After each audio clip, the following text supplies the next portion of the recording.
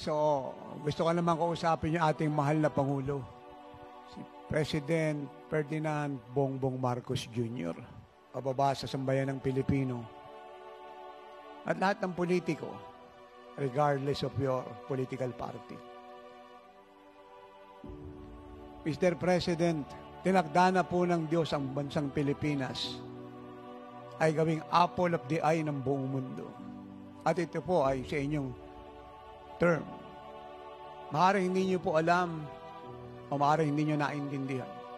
Pero ako po ay naniniwala na ito po ay inyong nararamdaman. Ang Diyos po ay nagtatrabaho upang ang bansang ito na inyo pong pinamumunuan bilang Pangulo ng Republika ng Pilipinas ay tanghal sa buong mundo. Makikita nyo po yan. Ang pag-angat po ng bansang ito hanggang matapos ang inyong term ay tuloy-tuloy.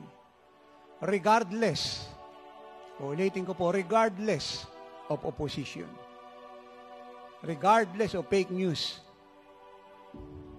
regardless of conspiracy, regardless of communism, regardless of any lies, saan man po manggagaling na kampo, tinakda po ng Diyos na ang bansang ito ay iangat ng iangat. At napakapalad nyo, Mr. President, dahil sa panahon na ang Diyos po ay nagsimula magtrabaho, kayo po ang kanyang inupo. Ang sabi ko, ang palad nyo, dahil ang Diyos po ay nagtakda na magtrabaho sa panahon, itinakda niya, kayo po ang kanyang inupo.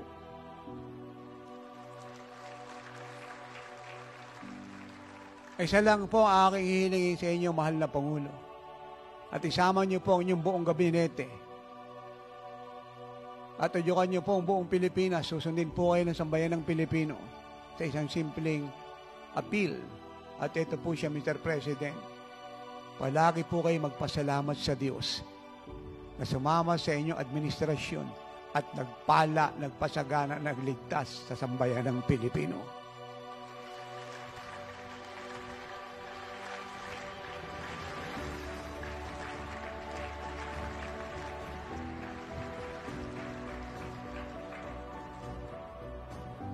At huwag tayong mamulagat sa bayan ng Pilipino sa mangyayari sa bansang.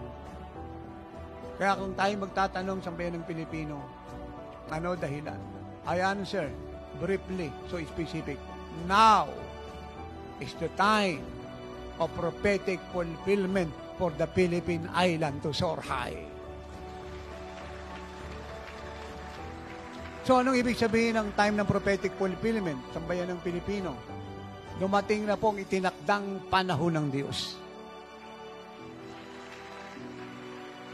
Para po siyang pag-aaral sa isang eskwelahan. Either siya po elementary, high school, or college.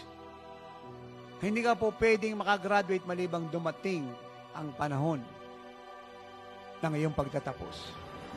At pag dumating na ang panahon ng pagtatapos, may oposisyon, may sumasang-ayon, may ulan o wala, tsaka graduate ka. Kasi panahon mo na yun.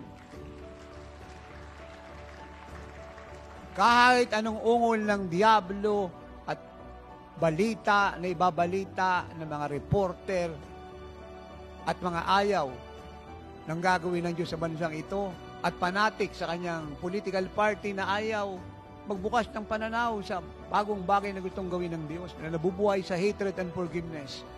Believe me, Pilipinas.